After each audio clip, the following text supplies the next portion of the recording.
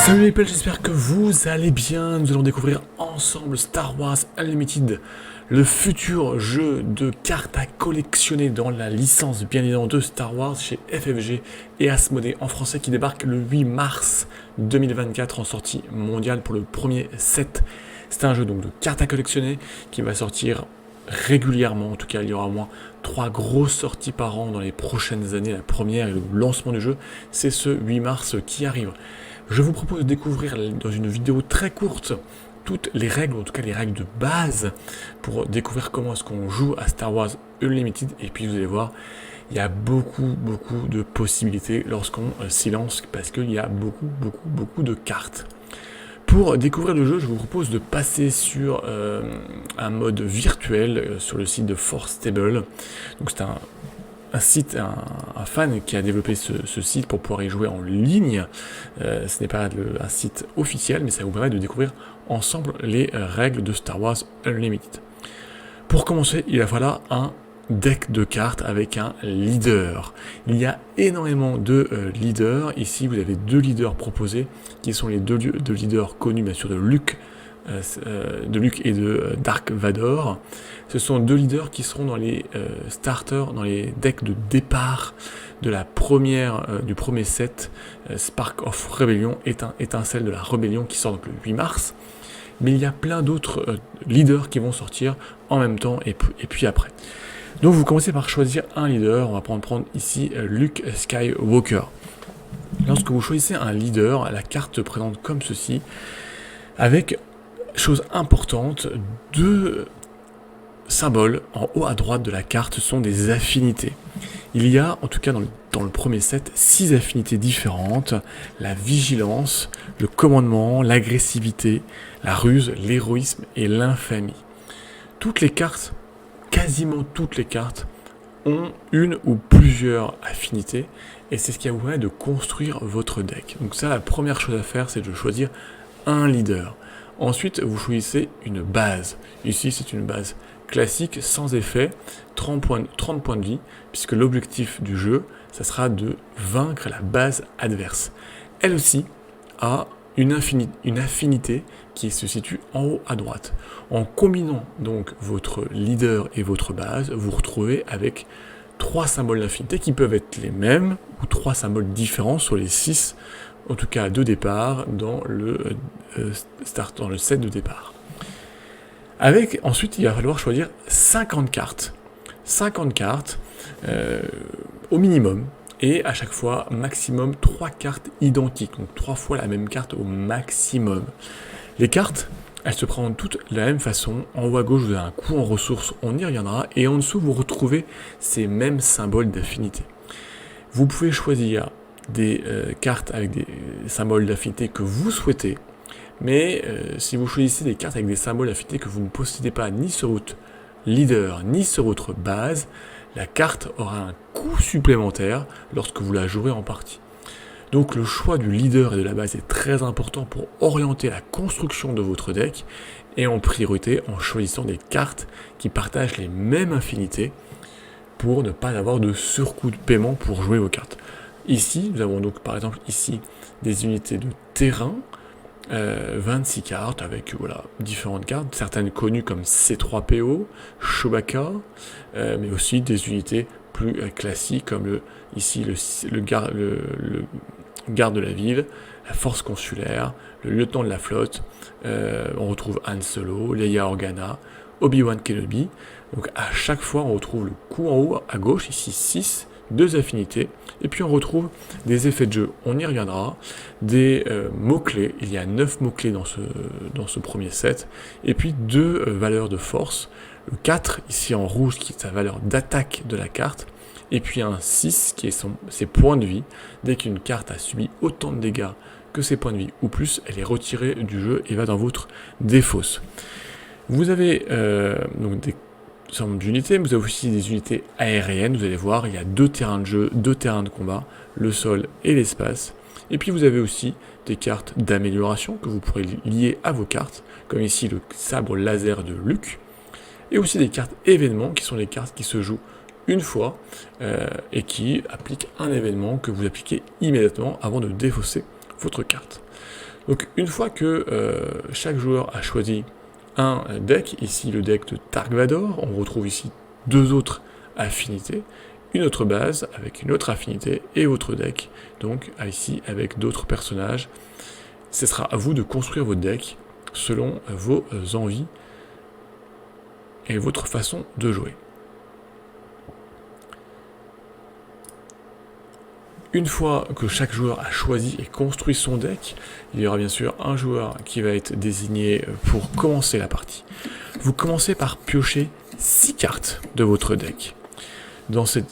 Après avoir choisi vos 6 cartes, vous allez pouvoir faire ce qu'on appelle un mulligan, c'est-à-dire si votre pioche de départ ne vous convient pas, vous pouvez défausser vos 6 cartes pour en repiocher 6 nouvelles.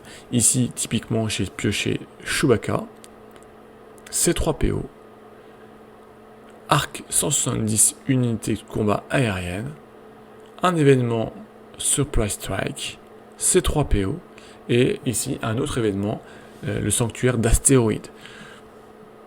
Si je ne fais pas de mulligan, je garde l'ensemble de mes cartes. Je dois ensuite en choisir 2 que je vais défausser, que je vais retourner pour l'ensemble de la partie qui vont constituer mes ressources de départ. Donc j'aurai 2 ressources. Prenons par exemple ici Chewbacca et Asteroid Sanctuary.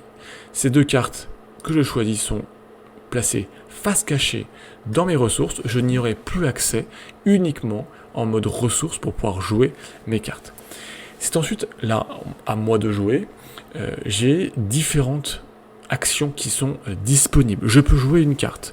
Lorsque je joue une carte, je dois payer son coût en haut à gauche. Ici, C3PO me coûtera 2 ressources que j'ai, donc je pourrai les jouer. Mes 2 ressources ne seront plus utilisables pour ce tour-ci. Je peux attaquer lorsque j'ai déployé des cartes, soit dans la partie terrestre ou aérienne, je vais pouvoir attaquer, utiliser des capacités uniques de mes cartes, prendre l'initiative ou passer. Prendre l'initiative et passer sont les actions que vous faites lorsque vous n'avez plus rien à faire ou que vous ne vous souhaitez plus jouer ce tour-ci. À ce moment-là, donc si vous êtes le premier joueur à passer, vous prenez l'initiative, ce qui veut dire qu'au tour suivant, c'est vous qui commencerez, mais vous laissez la main à votre joueur, à votre adversaire qui peut continuer de jouer autant de cartes qu'il souhaite et qu'il peut jusqu'à ce qu'il passe. Ainsi donc là, commençons par jouer une carte. Typiquement, je vais jouer ici C3PO, ça va me coûter 2 ressources. Mes 2 ressources sont ici donc inclinées. Et lorsque vous jouez une carte, elle va soit, si c'est une carte unité, dans la partie de terrain à droite, de sol ou aérienne à gauche. Une carte, lorsqu'elle est jouée, elle vient forcément inclinée, sauf effet de jeu. Elle n'est donc pas utilisable durant le même tour. C'est ensuite, donc là, j'ai un effet de jeu, par exemple, parce qu'il me dit que quand je joue cette carte, ou lorsque j'attaque, je choisis un nombre, et je vais regarder si la première carte de mon deck, elle coûte ce même nombre, et dans ce cas-là, je pourrais la piocher. Typiquement, je vais dire 2. C'est un lieutenant de la flotte d'un coût de 3. Je n'ai donc pas, l'effet de jeu ne me rapporte pas de carte en main. Ici, mon adversaire lui joue une unité qui lui coûte une ressource, il lui restera donc une ressource disponible lors de son tour. C'est un vaisseau TIE, donc qui vient dans la partie espace de mon adversaire. Et vous voyez qu'il y a des mots-clés, des caractéristiques, c'est un véhicule impérial combattant. En revanche, lui n'a pas d'effet de jeu, ni de mots-clés. Il y a 9 mots-clés dans ce premier set de départ, comme sentinelle, embuscade, saboteur, etc., etc. Là, je peux soit jouer des actions, soit passer. Je vais donc prendre ici, prendre l'initiative, veut dire que je passe, et je laisse mon adversaire jouer. Il a décidé, lui, de jouer une action avec son leader, Dark Vador, et m'infliger 1 point de dégâts sur C3PO et un point de dégâts sur ma base. Lorsque donc tous les deux passés, un nouveau tour commence, je pioche 2 cartes, et je peux en mettre 1 ou 0 en ressources. J'aurai donc à ce deuxième tour 3 ressources disponibles, et à chaque tour, les ressources, j'aurai de plus en plus de ressources disponibles. Prenons par exemple ici, je vais défausser mon Snowspeeder pour en faire une ressource. J'ai donc 3 ressources disponibles et un nouveau tour qui commence. Je peux par exemple ici commencer pour vous montrer par attaquer, je sélectionne ma carte, et ici je peux attaquer soit une unité terrestre, il n'y en a pas, soit la base adverse, j'inflige un dégât. L'effet de jeu se redéclenche, hein, donc à chaque fois que j'attaque ou je joue avec ces 3 PO, je choisis une carte, je dis un coup de 2, c'est le cas, c'est un sabre laser Luke, donc je vais la prendre en main. Je la révèle, et je la prends en main. Ces 3 PO, attaquer, infliger 1 point de dégâts à la base. Mon adversaire, lui, a joué ici l'Admiral Pitt, 2 en ressources, et qui va lui donner des capacités particulières de cet officier impérial, ici avec le mot-clé embuscade. Une embuscade, ça permet à une unité de jouer et de directement attaquer durant le même tour. Il me reste ici, par exemple, encore 3 points. Je peux, par exemple, ici jouer un vaisseau, par exemple. Je vais jouer ici mon vaisseau. Il vient incliner, il ne peut pas jouer. Mon adversaire, lui, a incliné et attaqué avec le TIE. Alors, ce qui est intéressant, c'est qu'il a infligé 2 dégâts, qu'on retrouve ici sur ma carte. Et lui, il avait une défense de 1. Et automatiquement, lorsque vous attaquez une carte, celle-ci vous attaque en retour. Donc moi, j'ai infligé 2 points de dégâts sur son TIE. Et donc, je l'ai battu. C'est à moi de jouer, il me reste une ressource. Je peux par exemple aussi, et chacun de vos héros leaders a une action disponible. Ici, pour une ressource, je peux donner un bouclier. Un bouclier permet à une unité de ne pas subir de dégâts lorsqu'elle est attaquée avant de retirer ce bouclier. Vous voyez, il y a beaucoup d'effets de jeu, beaucoup d'effets grâce aux effets des cartes, aux capacités des cartes, aux mots-clés des cartes. Je vais par exemple ici utiliser justement cette action particulière et donner un bouclier à mon vaisseau. Mon adversaire joue encore son effet de jeu avec Dark Vador qui permet d'attaquer en infligeant un dégât à la base et à une unité. Il a attaqué mon vaisseau, Arc 170, qui n'a pas pris de dégâts mais qui a vu son bouclier retiré. Là, je n'ai plus de ressources, je n'ai pas de carte de valeur 0. J'ai attaqué avec toutes mes cartes, elles sont inclinées non disponibles. Je vais reprendre l'initiative pour le tour suivant et laisser mon adversaire ici, il passe. Donc je pioche 2 cartes et je vais en mettre une en ressources qui me donnera 4 ressources. C'est à moi de jouer. Donc par exemple, je peux jouer ici mon véhicule, l'Ausitoc Liberator Gunship, qui a un mot-clé, l'embuscade, qui cette fois-ci va lui permettre d'attaquer directement. Donc si je joue cette carte pour 4 ressources, c'est-à-dire l'ensemble de mes ressources, il va pouvoir...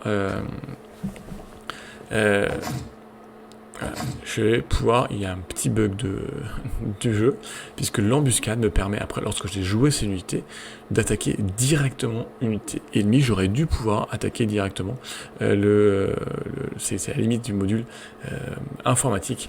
Mais voilà, ça vous montre que les mots de clé sont disponibles. Pendant cela, avec ces unités, il m'a attaqué mon C3PO, il m'a tué C3PO, tout simplement, puisque il était déjà un peu abîmé, et donc il a été défaussé.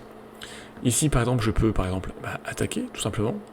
Avec ici mon unité, je peux attaquer la base. J'inflige donc 2 dégâts. C'est à lui de jouer. Il m'attaque toujours avec Dark Vador, m'inflige 1 point de dégâts. Et 1 point de dégâts sur ma base. Moi, il ne me reste aucune ressource. Je vais pouvoir passer et prendre l'initiative. Et donc à chaque tour de jeu, vous piochez 2 cartes, vous pouvez en mettre une dans les ressources, donc vous avez de plus en plus de ressources, donc de plus en plus vous pouvez jouer des cartes de forte valeur, ou jouer de plus en plus aussi d'effets de jeu, de cartes, lorsqu'ils seront sur votre... Ici je vais mettre celle-ci en ressources, j'ai donc 5 cartes. Par exemple je peux jouer Yoda,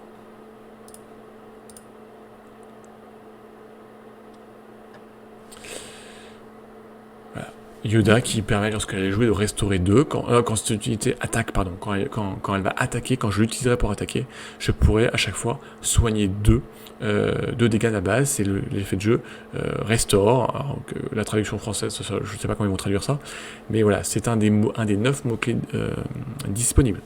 C'est ensuite à moi de jouer, il me reste 2 points d'attaque. Par exemple, ici, je peux... je vais pouvoir attaquer. Là, j'inflige ici 3 dégâts à la base adverse. C'est à lui de jouer, il va m'attaquer Yoda avec son personnage, avec son Admiral Pit. Il a pris 2 dégâts en retour, et ainsi de suite. Il me reste 2 ressources. Je pourrais par exemple rejouer un C3PO. Un C3PO là pour me donner, hop là, toujours mon effet de jeu. Ah non, 5, c'est beaucoup plus cher que je ne le pensais. Et ainsi de suite. Alors, il y a encore une des choses que je ne vous ai pas présentées, c'est l'action... Alors, quand Yoda meurt, je peux piocher une carte. Une chose que je n'ai pas présentée, c'est votre leader, qui est donc vous donne des capacités. Vous allez pouvoir le déployer en jeu, et je vais vous montrer dans le tour suivant. Je vais laisser finir le tour simplement pour vous montrer comment ça se passe. Chaque leader, lorsque vous contrôlez un certain nombre de ressources, dans le cas de Luke Skywalker, c'est 6 ressources, dans le cas de Dark Vador, c'est 7 ressources, et ben vous allez pouvoir, c'est bien contrôler, c'est pas... Je vais mettre celle-ci, voilà. Donc là, je contrôle 6 ressources, et donc je peux, si je veux, réaliser une action épique, c'est-à-dire faire entrer en jeu, déployer mon leader sur le terrain. Le leader est très fort. En revanche, s'il est tué, vous ne pourrez pas le redéployer. Vous remettrez sa carte sous la base pour montrer que c'est votre leader, mais vous ne pouvez, une action épique ne peut être jouée qu'une seule fois. Donc, une fois que vous l'avez déployé, il vaut mieux le protéger pour ne pas le perdre. Donc ici, si je fais ça, si je le déploie, voilà, je déploie mon leader, et donc il vient ici, par exemple, il a un effet de jeu, 4 d'attaque, 7 points de vie, et quand il attaque, je peux donner un bouclier, donc qui protège. Donc par exemple ici, je vais lui donner un petit sabre, jouer mon sabre laser. Je joue ici une carte amélioration, donc je sélectionne sur qui je joue, ici mon sabre laser, qui vient lui donner un bouclier et qui vient augmenter sa puissance d'attaque, par exemple. Je peux derrière, je vais pouvoir, par exemple, attaquer avec mon Luke Skywalker, et je vais infliger. Je donne un bouclier, c'est mon effet de jeu, 7 points d'attaque.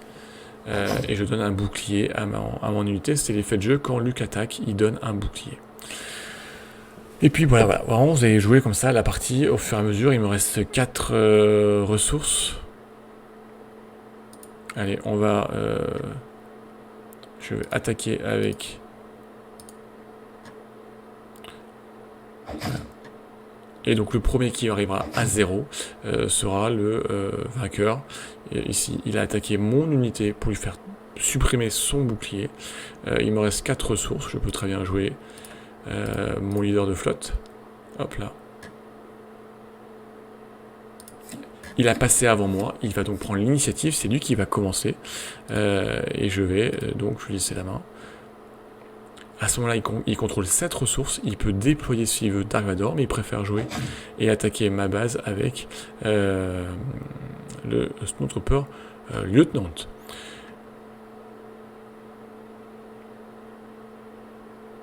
Alors par exemple, je peux jouer ici, ceci, je vais jouer ceci, c'est un événement, donc il vient directement dans ma défausse, mais je applique son effet immédiatement, qui suit là, de tuer une unité leader ennemi non leader. Donc je ne peux pas tuer Dark Vador s'il avait déployé.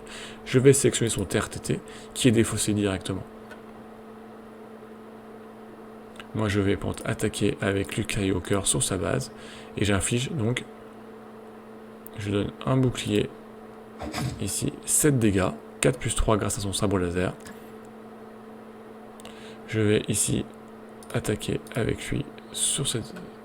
Donc vous voyez que la présence de 2 terrains d'attaque, la zone terrestre, la zone aérienne, est très importante. Ici, il a 4 unités sur la zone terrestre, donc il est très puissant, mais rien en aérien, donc je peux, ici, avec mon vaisseau, attaquer librement sa base, sans qu'il puisse réagir.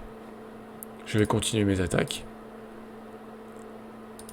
Je vise uniquement sa base, puisque je vais pouvoir lui infliger des points de dégâts. Alors parfois, certaines unités ont le mot-clé sentinelle, et lorsque vous avez une unité avec le mot-clé sentinelle, vous ne pouvez pas attaquer la base, vous êtes obligé d'attaquer l'unité avec le mot-clé sentinelle. Je vais prendre l'initiative, et je vais ne pas jouer les 2 dernières ressources, ce qui va me permettre de... Il a déployé Dark Vador.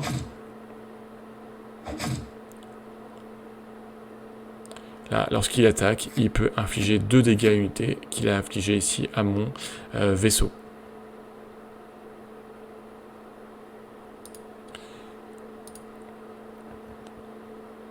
Et donc là, je peux jouer contre un événement. Ici, je vais donner plus 3 d'attaque à l'unité. Et elle va pouvoir attaquer ensuite.